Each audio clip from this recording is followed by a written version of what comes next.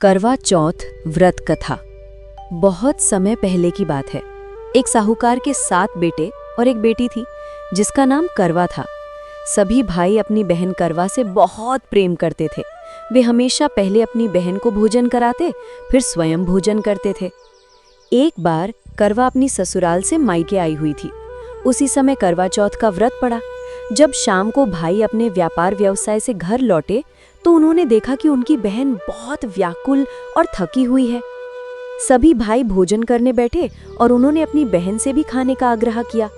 इस पर करवा ने कहा, भाइयों, आज मेरा करवा चौथ का निर्जल व्रत है।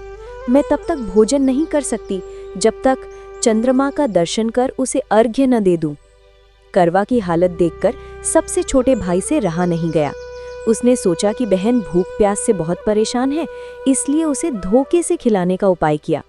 वो दूर पीपल के पेड़ पर एक दीपक जलाकर चलनी में रख देता है, जिससे ऐसा प्रतीत होता है मानो चांद निकल आया हो। वो बहन से कहता है, देखो दीदी, चांद निकल आया है, अब तुम अर्घ्य देकर व्रत खोल लो। करवा ने भोलेपन से भाई की बात मान ली। वो सीढ़ियों पर चढ़कर उस झूठे चांद को देखती है, अर्घ्य देती है और भोजन करने बैठ जाती है। पहला निवाला मुंह में डालते ही उसे छींक आ जाती है, दूसरा निवाला डालते ही उसमें बाल निकल आता है और तीसरा निवाला लेने ही वाली होती है कि उसके पति की मृत्यु का समाचार मिल जाता है। ये सुनकर करवा स्तब्ध रह जाती है और जोर जोर से रोने लगती है। उसकी भावनाओं से सच्चाई बताती हैं कि देवता तुमसे नाराज हो गए हैं क्योंकि तुमने करवा चौथ का व्रत अधूरा और गलत तरीके से तोड़ दिया। ये सुनकर करवा ने दृढ़ निश्चय किया कि मैं अपने पति का अंतिम संस्कार नहीं होने दूंगी और अपने सतीत्व और तपस्या से उन्हें पुनः जीवित करूंगी। वो पूरे 1 वर्ष तक अपने पति के शव के पास बैठी रहती है, उसकी सेवा करती है। जहां जहां से सुई जैसी घास उगती है उसे एकत्रित करती जाती है। 1 वर्ष बाद फिर करवा चौथ का दिन आता है। उसकी सभी भाभियां व्रत रखती हैं और करवा का आशीर्वाद लेने आती हैं। करवा हर भाभी से कहती है, भाभी, ये सुई ले लो और मुझे भी अपनी जैसी सुहागन बना दो। हर बार भाभियां उसे कहती हैं, अगली भाभी से कहना, वही तुम्हें आशीर्वाद देगी। जब छठी भाभी आती है, वो बताती है कि करवा, तुम्हारा व्रत सबसे छोटे भाई की गलती से टूटा था, इसलिए केवल उसकी पत्नी में इतनी शक्ति है कि वो तुम्हारे पति को पुनः जीवित कर सकती है। जब वो आए तो उसे मजबूती से पकड़ लेना, जब तक वो तुम्हारे पति को जीवन दान न दे दे।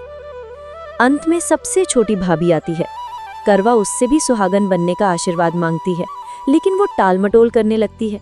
ये देखकर करवा उसे जोर से पकड़ लेती है और कहती है, भाभी, जब तक आप मेरे पति को जीवन दान नहीं देंगी, मैं आपको नहीं छोड़ूंगी। भाभी छुड़ाने की कोशिश में उसे नोचती खींचती है, पर करवा नहीं छोड़ती। अंततः उसकी तपस्या और सच्चे प्रेम को देखकर भाभी पिघल जाती है। वो अपनी छोटी उंगली को काटकर उसमें से अमृत की कुछ बूंदें करवा के पति के मुंह में डाल देती है। करवा का पति तुरंत श्री गणेश कहते हुए उठ बैठ जाता है। इस प्रकार माता पार्वती की कृपा और भाभी के माध्यम से करवा को अपना सुहाग पुनः प्राप्त होता है। ये कथा हमें सिखाती है कि सच्चे प्रेम, निष्ठा और तपस्या से कोई भी असंभव कार्य संभव किया जा सकता है।